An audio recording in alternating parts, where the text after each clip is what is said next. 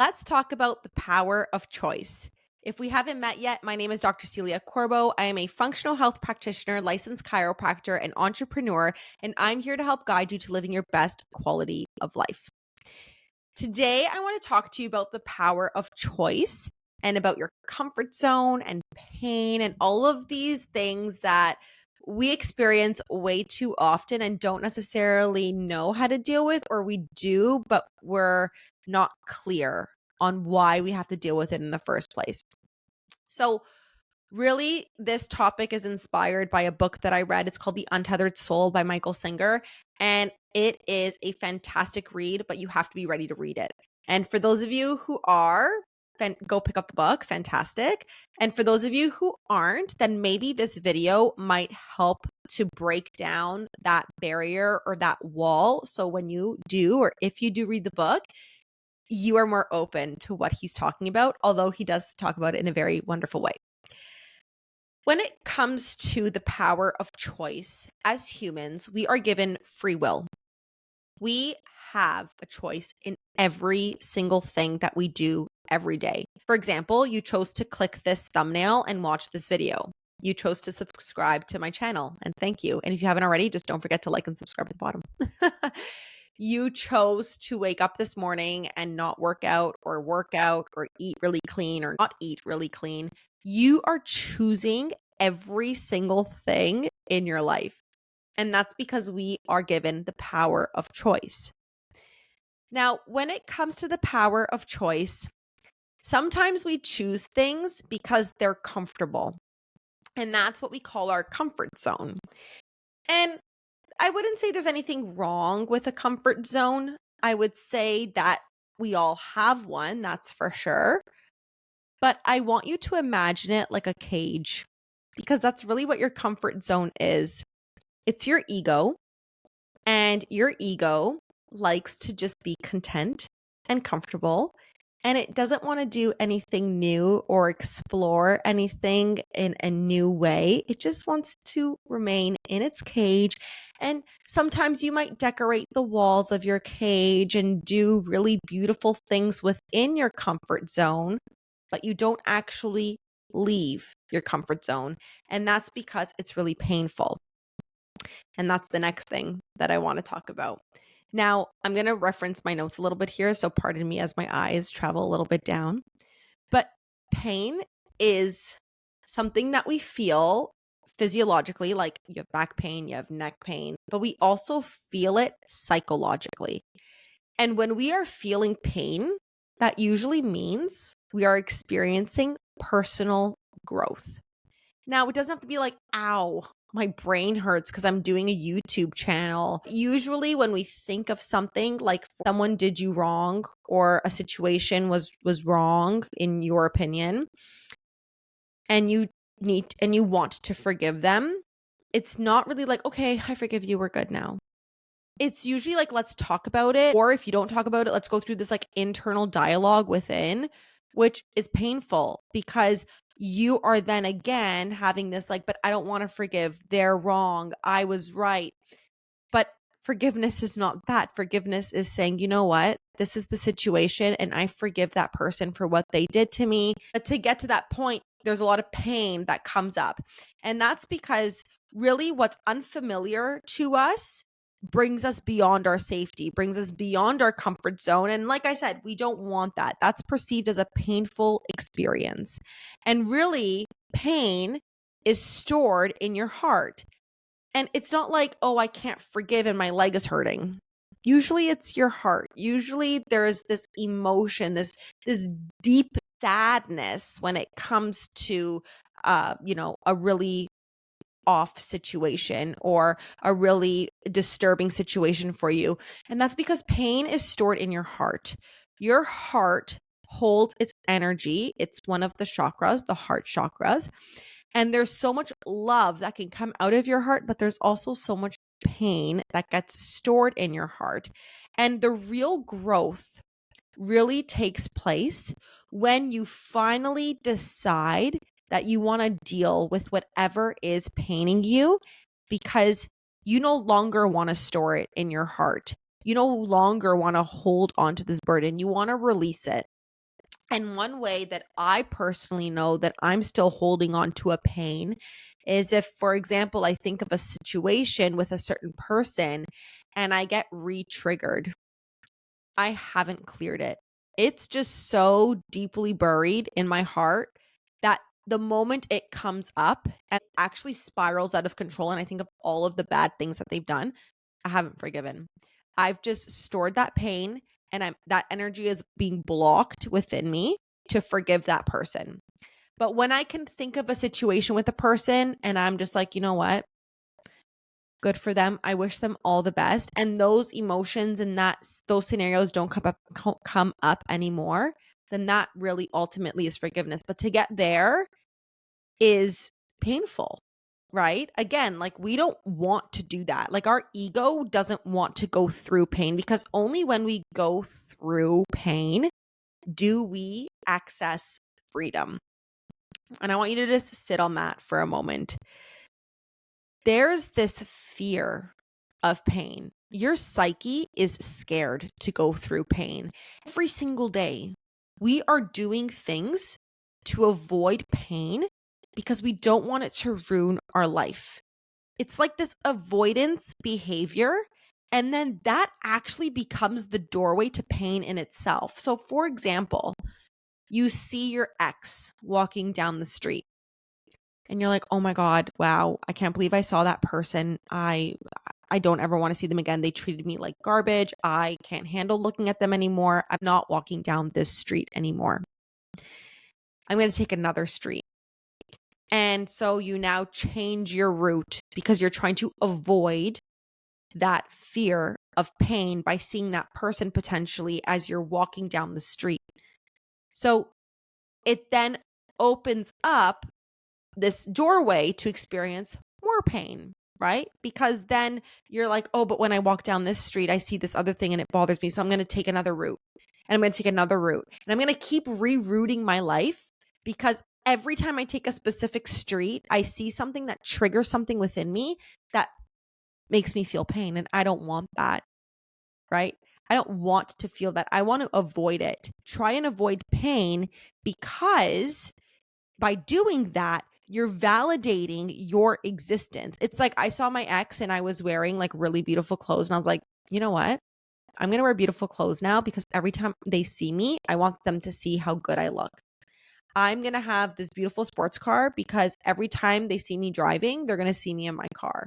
You're not actually doing these things for you to a certain degree. The deeper root of why is because you're trying to avoid that fear of pain, because you want your existence to be validated, because when they see you in these beautiful, luxurious items, they're like, damn, she's doing really good without me, isn't she? I must be a huge messed up person. But that's not it. Because if they really moved on, they would look at you and be like, that's really good for that person. Like, good for you. You have a beautiful car, you're wearing beautiful clothes. Amazing. I moved on with my life, right? But we do these things because we're trying to validate our existence. And the clothes, the car, those are just examples, but you're choosing a certain way, because that way, when someone criticizes you about it, you get more defensive and you feel more pain in general. And that's when it goes back down to the power of choice. You have the choice to keep the pain within you, let it go. And I mean, both options are not easy, but let's think of the long term here. Wouldn't it be so much easier to let something go rather than have it stick around, and every time something reminds you of that scenario or that situation, it re-triggers all of these low frequency emotions for the rest of your life? I don't know about you, but I'm willing to let things go. I'm willing to choose that route because it just sounds a little bit more emotionally and energetically pleasing than having to keep something within me that serves absolutely zero purpose. So when you feel pain, what I want you to do is I actually want you to view that pain as an energy. Start seeing this inner experience and these painful moments as energy passing through your heart, going out of your consciousness, and then relax. Instead of contracting and getting all tense and frustrated and getting all in a fit, just breathe. Just relax.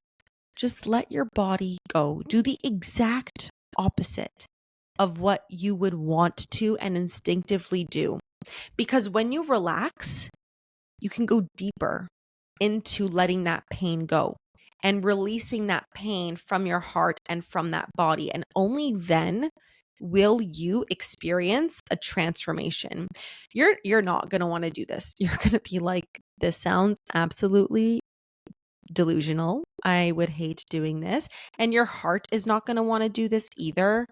Everything is just going to be like, no, tension, hate, keep the guilt around. It's easier to do that because it's already there. But when you feel like you are getting pulled away from the relaxing, from going deeper, from releasing all of these emotions, then what will happen is you are letting your body relax even more, and you are letting your heart also relax. And then you can let that energy go. And it's not going to stay within you, and it's not going to linger within you, and it's not going to keep you burdened. And when you see that person, you're like, wow, good for you. And when someone comments about your car, you're like, you know what? I like red. I don't really like silver anyways. I like my hair the way that it is. I like having a mullet. Like that's random, but it's just so like it's not that you don't care. It's just that you're not letting their opinions get the best of you because you're choosing not to let it. And again, you've had that choice, but you've also released that pain that took such a difficult time to let go of, to the point where you're like, you know what? Good for you. That's your choice to call out these things about me. I don't have energy to look at you that way. I don't have the desire to comment and critique about your every move, your every purchase, your every this or that. I'm just going to focus on myself, and I'm just going to keep being the best version of me every single day. That's really what it is. And on the other side of that, when you have let go of that pain, that's freedom. That's like the ecstasy of freedom. That's like, good for you. Just let it go. I no longer hold on to that pain anymore. I no longer hold on to these avoidance behaviors or these validative type of behaviors to make me feel like I've moved on. Because deep down, I'm just feeding my ego and going absolutely nowhere. But when I have actually let it go, I have released that pain. I have opened up the doors to freedom, and you won't be afraid of feeling that pain again because you know exactly what to do with it. And you know exactly how it affects you and how you don't want it to get to that point. So, what we really call darkness is just the blockage of light, just freedom. And I want you to imagine every time someone says something to you, you're putting up another wall. And the example that he gives in the book, which I absolutely love, is you go to this place and you see this beautiful open field. And you're like, wow, I love this. It is so beautiful here. I want to live here. So you start building a house. And then you start realizing, oh, it's kind of hot in this house. I'm going to put some insulated windows and some shutters. Oh, it's kind of big and empty. I'm going to make partitions and make some rooms.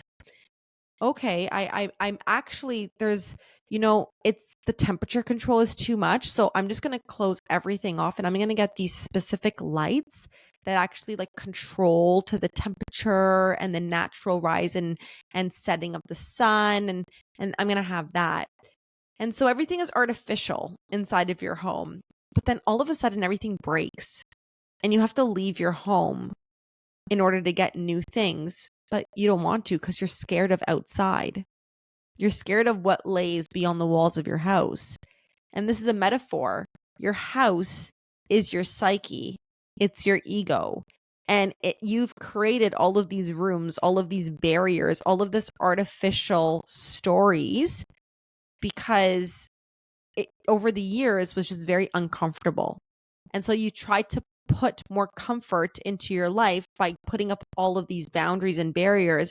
But remember, you loved the field. You wanted to live there because it was so beautiful. So why are we putting up barriers in the first place? Right? And this is a very left brain type of activity.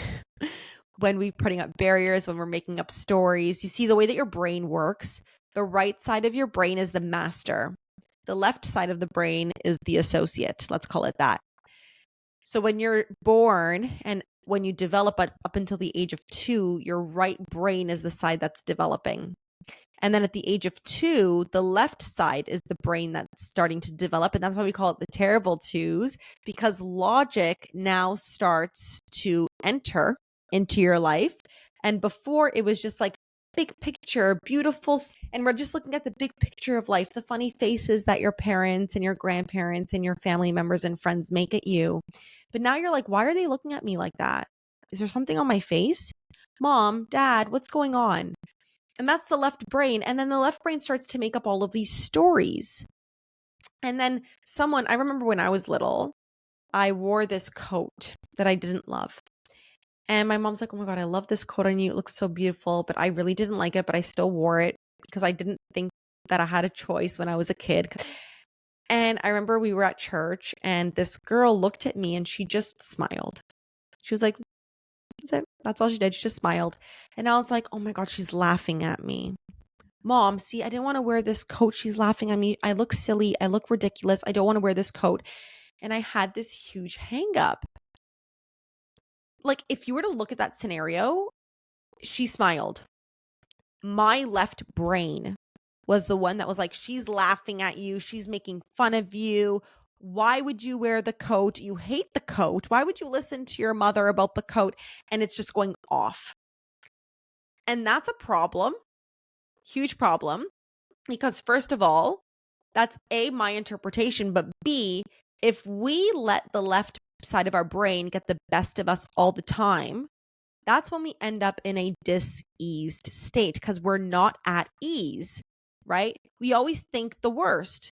We always think that someone's out there to get us, and we get a lot of pain within us. And then we try and start to validate our existence, and we try to avoid that by doing these really odd things so we don't have to feel that pain anymore that was all made up by your left side of the brain, right? Like, we can fix it, but we just have to let it go. So as a child, what I could have done, be like, you know what? I hate this jacket, but I guess I have to wear it because I chose to listen to my mother and wear the jacket, even though I really didn't want to. And you know what? She might have been laughing at me. She might have not been, but I can choose to just let that go. Because you know what? The jacket kept me really warm. And at least I had a jacket in the dead of winter. So you know what? I may never wear the jacket again, but it is what it is. And that situation happened and I'm letting it go. And that's it. And that's all you got to do. And you just got to have that choice within you, ingrained in you, to see it for what it is and choosing not to let it get the best of you and let your left brain make up all of this nonsense about this fib of why then you start reacting that way, right? Like, we don't want that. So that's really what I wanted to share with you guys today, is about just the pain, your comfort zone, the power of choice. And remember, healing is not just eating the right foods and doing the best exercises. It's also about the emotional regulation of the body. It's really about understanding the energies within, understanding where they're coming from, how they're blocking you, how they're creating darkness within you. But even if that is the case, how we can remove them and open up to the light, right? How we can let that energy flow through us and not be so stuck in the darkness and keep that ailment or that dis-ease within us. Because one of the things that I realized as a chiropractor and as a functional health practitioner with what my clients come to me with it's really surprising how a lot of the ailments that people have are along the center of the body, right along where the spinal column is running, and how our energy chakras are also there. And usually, when there's a block in a chakra or in a certain energy, it usually manifests as dis-ease, right? And so I do see a lot of people, a lot of women with a lot of reproductive issues. I see a lot of GI issues. I see a lot of thyroid issues. I see a lot of diabetes.